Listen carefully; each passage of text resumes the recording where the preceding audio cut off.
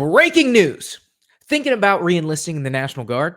You might want to reconsider that decision, especially if you're doing it just for the bonus. And I'll tell you why and much, much more on this week's episode of The Debrief.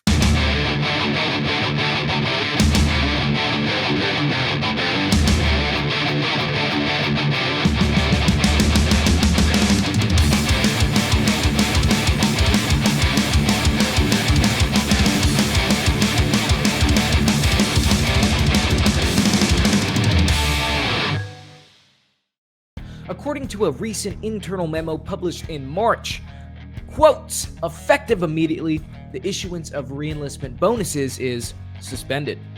Meaning, all bonuses that would have originally been paid out now until the end of 2025 are no longer going to be making their way into the bank accounts of the guardsmen that have chose to volunteer more of their time and inconvenience their lives further. The reason for the suspension is due to a miscalculation.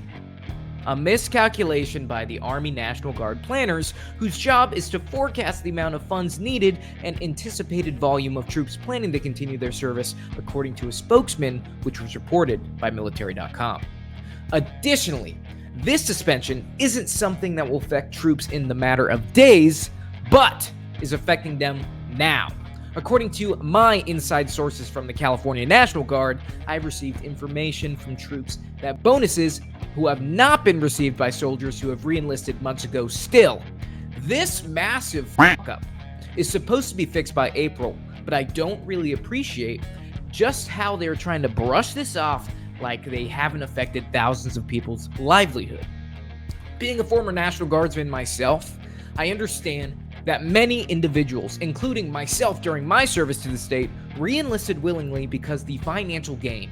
$20,000 for a bonus can offer some peace of mind while attending school, as many lower enlisted are students, as well as help provide basic necessities for families, which many National Guardsmen have.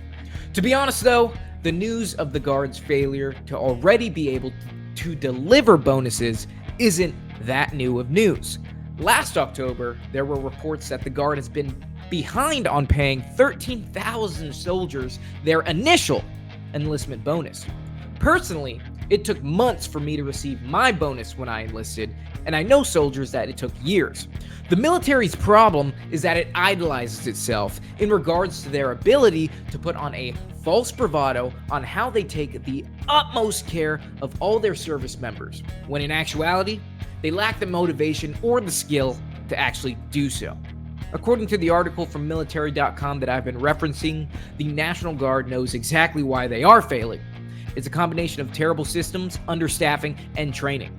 They're literally like a drug addict that knows they have a huge problem, but still continue to stick a needle in their arm.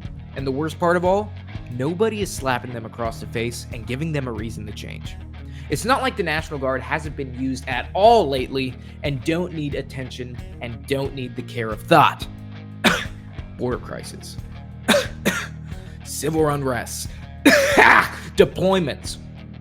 I should probably see someone. I think I'm getting kind of a cough going on, but I think I'm done ranting and you get the idea of how I feel about this matter. And, my condolences to the Guardsmen dealing with such simp behavior. National Guard leaders, do better. Moving on. There has been some drama within the VA lately. A perfect example of how wokeness always tries to ruin everything all the time. Very recently, a VA assistant undersecretary, which sounds just like a made-up position, something along the lines of assistant to the regional manager, put out a memo requesting for an extremely famous and historical photograph to be removed from all VA health facilities because they believe the photo to be inappropriate. We all know the photo in question, and you've probably seen it at some point in your life. The kiss taken on August 14th, 1945, known as VJ Day, the day Japan surrendered to the US in World War II. Now, the photo shows a sailor in uniform kissing a woman he had never met in the middle of a busy city street in Times Square. Now, this photo is an extremely powerful representation of the emotion and the patriotism felt by all Americans at the same time on that fateful day. Now, Rima Ann O. Nelson is the assistant undersecretary that originally sent out the memo and requested that the photo be removed immediately from all VA health facilities due to the fact that the woman in the photograph had not consented to the kiss and that this did not align with the VA's policy on sexual harassment.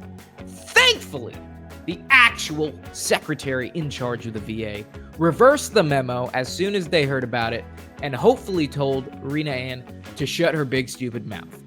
Nobody is being harmed in this photograph. And if you did a little research yourself on the matter, Greta Friedman, who passed in 2016, was the actual woman being kissed in the photo and who was said to be extremely proud of the picture and viewed it as a celebration of the end of a war. And this is all according to her own flesh and blood, her granddaughter, Caroline Brannon. This is what happens when you ban bullying in the workplace. And that's all I'm going to say on the matter, because this is not a political show. Finally, a man who crashed his snowmobile into a Blackhawk helicopter is suing the government for a humble amount of $9.5 million. Mr. Jeff Smith was taking his snowmobile for a lovely moonlit ride a few years ago when suddenly he was met with a large black object that he couldn't avoid hitting. Smith had run himself and his snowmobile into the back of a Blackhawk helicopter that was parked on the trail he was following. Now, the crash almost cost Smith his life, and now he's the subject of a Massachusetts lawsuit demanding $9.5 million from the government for damages. Money Smith claims that will pay for his medical bills, lost wages, and hold the military responsible for the incident. Smith ultimately lost the ability to use his left arm, has suffered respiratory issues, and hasn't been able to work a full-time job since the incident occurred. This is unfortunate to hear, but I will tell you some details that will let you play courtroom at home and you be the judge. Smith's argument is that the crew did not do enough to protect him. This included failing to warn snowmobilers of the helicopter's presence on the trail, leaving it unattended for a brief time, and failing to illuminate it. The Blackhawk was parked on an airstrip approved by Federal Aviation Administration while conducting night training from a unit stationed at Fort Drum. Now, the crew of the Blackhawk testified that the training had often been conducted in similar locations, and after an internal investigation concluded, the crew did not have any knowledge that they were landing on an active snowmobile trail. There are no active policies for illuminating helicopters during training, and Smith had previously drank 2 beers, was on prescription medication, and was going 65 miles an hour on a snowmobile at night. A judge is said to make a decision on the lawsuit sometime later this year, but let me know what you think should happen in the comments section. I would love to hear all your professional lawyer opinions. If you want more information on this story, check out the Military Times website for more information. Well, that's going to do it for this week's episode. I hope you guys enjoyed it just as much as I enjoyed ranting about the failures of the National Guard. If you're new here and like our content, give this video a thumbs up and subscribe to the channel. We greatly appreciate it. Don't be scared to check out our other content like the First Formation with Israel and the video recordings of the podcast, which include more content for your pleasure. Let me know in the comment section what you thought about this week's news, and I look forward to updating you next week on The Debrief.